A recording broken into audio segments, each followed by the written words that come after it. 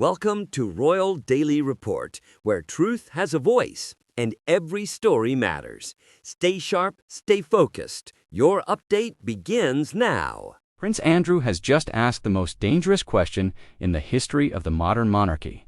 A question so bold, so direct, and so impossible to avoid that it sent shockwaves from Buckingham Palace all the way to Montecito. Prince Andrew didn't whisper. He spoke with the calm confidence of a man who has seen enough lies to recognize the moment they start breaking apart. He looked straight into the camera, leaned in ever so slightly, and asked, if Meghan truly gave birth to Lilibet, why is the most important sentence missing? A sentence that every royal mother before Meghan proudly included. A sentence that confirms, protects, and legally secures a royal child's place in the line of succession, and yet it was removed.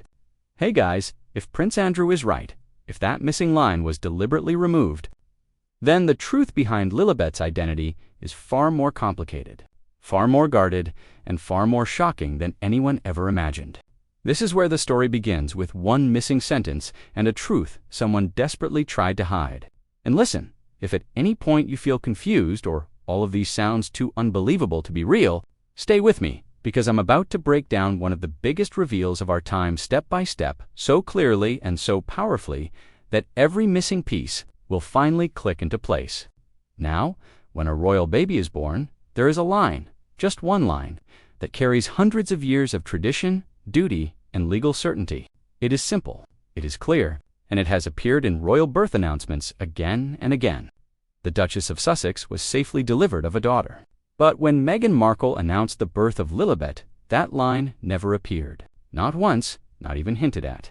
Instead, her statement said something very different. We welcomed a daughter. That sounds sweet, but to anyone familiar with royal rules, it is a red flag the size of Buckingham Palace. Because without the phrase safely delivered, there is no confirmation that Meghan actually gave birth. No mention of labor, no mention of doctors, no mention of who was in the room. When someone avoids saying something that simple, that expected, and that necessary, you must ask why. Why leave out the one sentence that proves everything? And according to Prince Andrew, the reason is frightening. That sentence could trap Meghan legally, publicly, and historically if it were proven untrue. This wasn't an editing choice. It was a shield. And Meghan wasn't the only one hiding behind it. If Meghan's statement was strange, the palace's response was even stranger. Buckingham Palace, one of the most disciplined communications machines on earth, released their own announcement. And what did they write? Not the Duchess of Sussex has delivered a daughter. Not Meghan gave birth to a baby girl. No, they copied Meghan's wording almost exactly. The Duke and Duchess of Sussex have welcomed a daughter for an institution obsessed with precision. This was a quiet earthquake, because the palace doesn't follow other people's wording. People follow them. So why did they choose this moment, this birth, to suddenly stop confirming a royal mother's delivery? Sources close to royal protocol say this was not an accident. This was Buckingham Palace protecting itself. If it turned out that Meghan did not give birth, the palace could say, we never said she did. No liability, no legal consequences, no public scandal pinned directly to them. When both sides of a story choose the same vague language, that is not coincidence, that is strategy. Now that the wording is exposed, we must ask what that wording was supposed to protect. Because royal births aren't private events, they are state matters. And for centuries, the rules have been brutally clear. A child enters the line of succession only if 1, the parents are legally married. 2, the child is conceived naturally. 3, the birth is witnessed, certified, and beyond doubt. 4, and most importantly, the child must come from the body of the mother. That last rule is the backbone of the monarchy. Everything else can be debated. This cannot. And yet Archie and Lilibet became the first royal children in history added to the succession list without named doctors, confirmed birthplace, witness statements, delivery details, or even the traditional royal language verifying a mother's physical birth. This is not a small oversight. It is a procedural collapse, one that royal experts say should have stopped the entire process until proof was provided. Instead, everything went forward quietly, quickly, and without a single question allowed. But the questions are coming now, and I will soon show you exactly why. If the missing sentence was the spark, the birth certificate was the explosion. Because when people looked closely at the documents said to belong to Lilibet Diana, something didn't add up. And it wasn't small. It wasn't subtle. It was mathematical, cold, factual, and impossible to explain away with pretty words. In the United States, every birth certificate has a code, a simple set of digits that works like a fingerprint. The first 3 numbers tell you where the baby was born, the state. California has one set of codes. Colorado has another. But the certificate connected to Lilibet, it did not carry a California code. It carried a Colorado one. And the moment that discovery was made, everything shifted because birth certificates don't lie. They don't guess. They don't relocate themselves magically across state lines. On top of that, the remaining digits showed something even stranger. Lilibet's certificate numbers suggested she was the over 163,000th child born in that area that year. But the year wasn't even halfway over. You can feel the silence that follows facts like these. The kind of silence where everyone in the room looks at each other, waiting for someone to explain what cannot be explained. If Meghan gave birth in California, as the public storyline insists, then why does the paperwork tell a different story? Why does a royal child's first legal document point to a state she wasn't supposed to be in? Was there a mistake? Was there a switch? Or was this document not what people were told it was? No matter what the truth is, the code exposes one thing with absolute clarity. The official story and the official numbers do not match. And when numbers don't match a royal birth, that is when the real questions begin. But paperwork wasn't the only thing that raised eyebrows. People close to the story noticed another strange detail. One quiet, one easy to miss, but impossible to ignore once you see it. The doctor who allegedly delivered Lilibet closed her practice just 2 weeks after the supposed birth. No interviews, no statements, no follow-ups, no confirmation that she was present, involved, or even connected. She vanished from the professional landscape, like someone stepping out of a photograph. Doctors who deliver royal babies don't disappear. They don't walk away from careers at the exact moment. Their name becomes part of global history. They often become more visible, not less. So again, why here? Why this doctor? Why this moment? Sources familiar with medical record procedures suggest that if a doctor is involved in a highly confidential birth, they may later be advised or encouraged to limit public exposure. But disappearing entirely, that is not standard secrecy. That is someone removing themselves from the narrative entirely. And when the doctor steps away, the paperwork shows anomalies, and the statements avoid the word delivered. A picture starts forming. A picture that does not match the fairy tale version presented to the world. If you want to know the truth about a household, you don't ask the guests. You ask the people who see everything, the staff. And according to a maid who worked inside the Montecito home during the months Meghan was said to be heavily pregnant with Lilibet, the reality inside those walls did not match the story outside them. She says she never saw a baby bump. Not a small one, not a growing one, nothing. She claims Meghan moved normally, dressed normally, and carried out her daily routines without any signs of late-stage pregnancy. No adjustments, no discomfort, no physical changes, nothing that suggested a baby was due within weeks.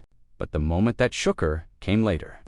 She watched the Netflix documentary and saw Meghan with a dramatic, perfectly shaped pregnancy belly. One she says she never witnessed once while working inside the home. Her reaction was pure shock, because she believed genuinely that Meghan was not pregnant at that time. She reportedly thought the baby she had seen later was the first child, not a newborn. This wasn't speculation.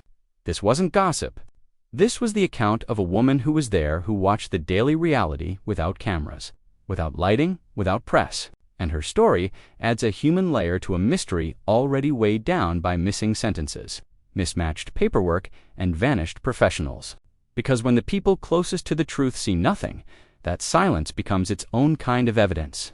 If everything so far had been strange, this next part is where the mystery becomes something far more serious, because it comes from inside Meghan's own family. According to one family member, someone who knew Meghan long before the fame, the palace, and the cameras. She allegedly had a hysterectomy in her early 20s. A hysterectomy is not a small surgery. It is not a rumor that drifts quietly through the air. It is a life-changing medical event that would make pregnancy impossible. The claim was never shouted at reporters or turned into a dramatic scandal. It was mentioned quietly, almost regretfully, as if the truth had been carried for years, but never given proper attention. If this family claim is true, then no pregnancy, neither Archie's nor Lilibet's, could have come from Meghan's body, which means the missing sentence suddenly becomes more than suspicious. It becomes essential because the moment Meghan wrote the Duchess of Sussex was safely delivered, she would be declaring something that could be proven false with one verified medical record. And that is the kind of detail people protect with silence, with careful wording, and with statements that confirm nothing while giving the illusion of honesty. This is not proof, but it is not small either. It is the kind of claim you cannot ignore when every other piece of the puzzle already sits in shadow. To understand how all of these pieces fit together, we need to step into the world of official language, the world of diplomats, government officials, and palace press teams. In that world, the truth is never just what you say. It's what you say carefully enough that it cannot come back to destroy you. That skill has a name: plausible deniability. And according to former diplomats, the statements surrounding both Archie's and Lilibet's births read exactly like documents designed for legal escape routes. You do not deny, you do not confirm, you choose every word like it is a piece of gold. You remove anything that locks you into a fact you cannot legally defend. When Meghan said, "We welcomed a daughter," she wasn't being poetic. She was removing herself from responsibility. When the palace repeated the same language, they weren't being lazy. They were protecting the crown from being caught in a false statement if anything were later exposed. Nothing in the announcements tied Meghan directly to physically giving birth. Nothing mentioned doctors, witnesses, or a hospital. Everything was written with the softness of smoke, visible but impossible to grab. Diplomats recognize this style instantly. It is how you speak when you know the truth is dangerous. It is how you speak when you need to appear honest without ever confirming a thing. As the questions grew louder, one person decided to push the issue in a way no reporter had dared. They filed a Freedom of Information Act request to confirm whether Archie was born at the Portland hospital. The request was not to reveal private medical records. It was simply to verify that the birth took place where the public had been told it did. The government responded, but not the way anyone expected. They said they were not in the business of delivering babies, and that the information being sought was held not by the hospital, not by the Department of Health, but by Buckingham Palace.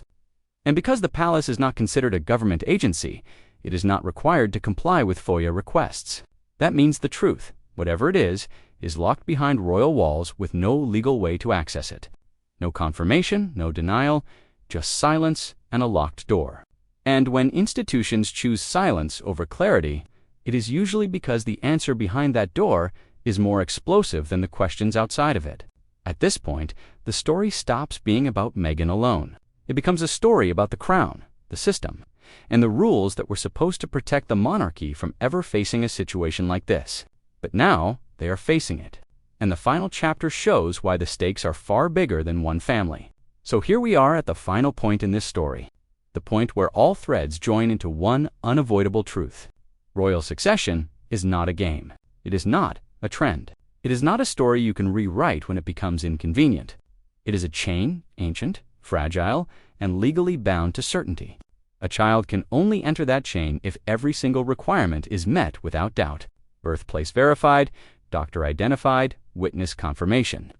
A mother who physically delivered the child, and a statement that follows centuries of royal tradition. But for Archie and Lilibet, none of this exists. Not one piece.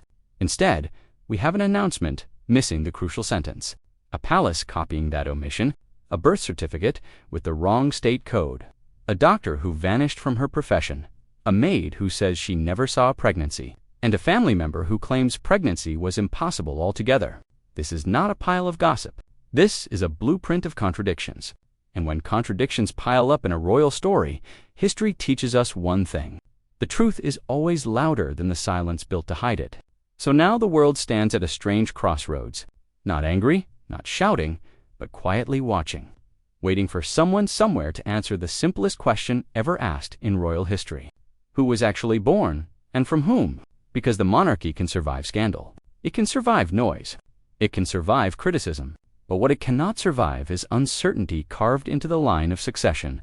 And tonight, with every missing sentence, every vanished detail, and every unanswered question, that uncertainty is no longer a whisper. It's a shadow crossing the throne. You've been watching Royal Daily Report. Like, share, and subscribe, because informed minds shape a stronger future. See you in the next report.